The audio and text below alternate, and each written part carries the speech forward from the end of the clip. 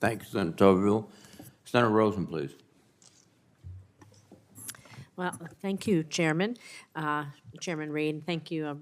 Ranking Member Wicker's not here, but we thank him in his absence. And I want to thank Secretary Austin, Secretary McCord, and of course General Brown for being here, for testifying, and for all your service and hard work.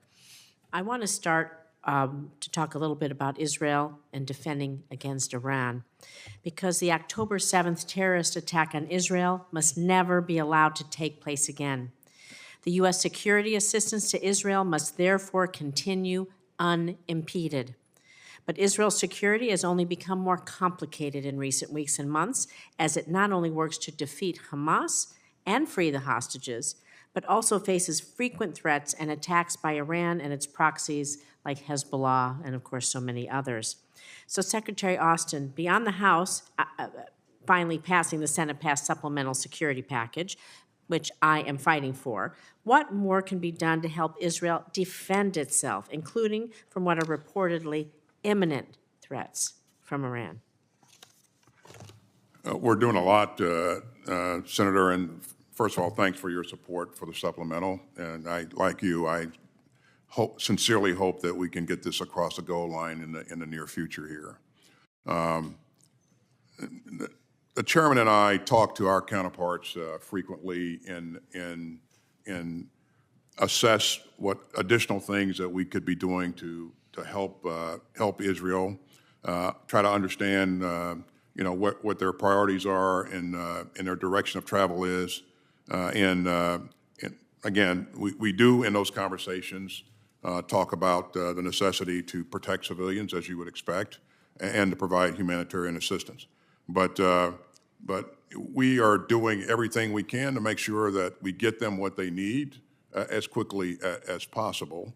And again, I would expect that things would, as the nature of this fight begins to change to become a more precision fight, then their requirements will should change a bit. And so we will stay abreast of their needs, and we will continue to provide security assistance as quickly as we can. We remain committed to helping Israel defend itself, but we expect that they, would execute operations responsibly. And again, these are constant conversations that we have. So. Thank you.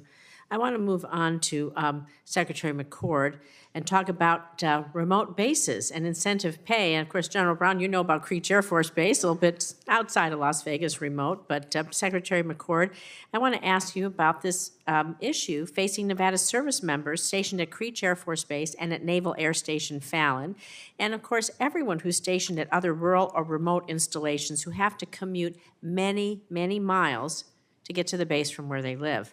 Creech and Fallon have very limited housing nearby, so the vast majority live either in Las Vegas or in the Reno region, respectively.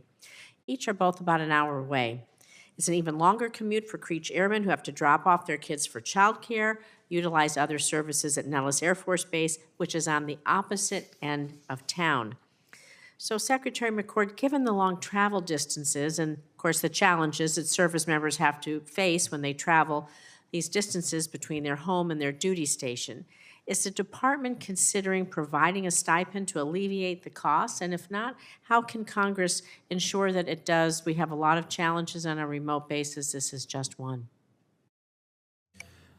Senator, I'll need to consult with my colleagues in personnel and readiness as well, who will often make the final recommendation to the Secretary on where we might go on benefits that we're authorized to do. And of course, we need to work with the committee if it's not something we have the authority to do. The first things we tend to look at, of course, are housing costs in the area where you are stationed. And in some cases, there's a CONUS COLA. Your issue is a little more unique to a couple bases, and I don't know that we have a particular proposal on the table working, but I will check with my colleagues and get back to you. Thank you. We'll look forward to that. And I want to continue with you, Secretary Austin, on some of these challenges that our servicemen and women have with affordable housing and child care. Because in order to build a resilient military force, we have to meet the critical needs of service members' families. Two of the greatest areas they face in these challenges are affordable housing, like I said, affordable child care. So what additional authorities or funding does the Department of Defense need to improve this access to affordable housing? And really importantly, affordable childcare. We're talking about Creech. Those drones go 24 hours a day, 365 days a year. They need childcare. And so how do we ensure that our service members can fully focus on their duties? Regarding housing, as you may have heard me say earlier, Senator, in terms of family housing, we're investing, we're asking to invest some $2 billion in this budget, and then $1.1 billion in unaccompanied housing. And it's important to note that $171 million is being carved out for oversight of our housing efforts. So this is very important. We're also, increasing the basic allowance for housing. We've increased the BAH some 20% since 2023, and I think that's material. That's meaningful to our troops, and I go out and talk to them about it, and they really appreciate that. So thanks for your support in that regard. Your comments on child care, I absolutely agree with. Just had our senior enlisted leaders together, and we meet on occasion to talk about what's important to the force. And this is one area that they continue to raise that we need to work together to improve. And we have made some improvements. We have provided additional assistance in terms of with child care fees. We are investing in child care facilities.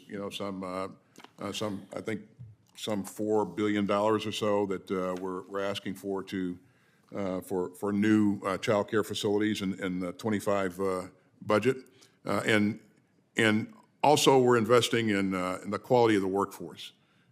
We've seen that the more we can do to recruit a better quality of workforce is going to continue to help us, and so we've invested in that. That's paying dividends. We need to do more. Thank you, Senator Rosen. Thank you very much.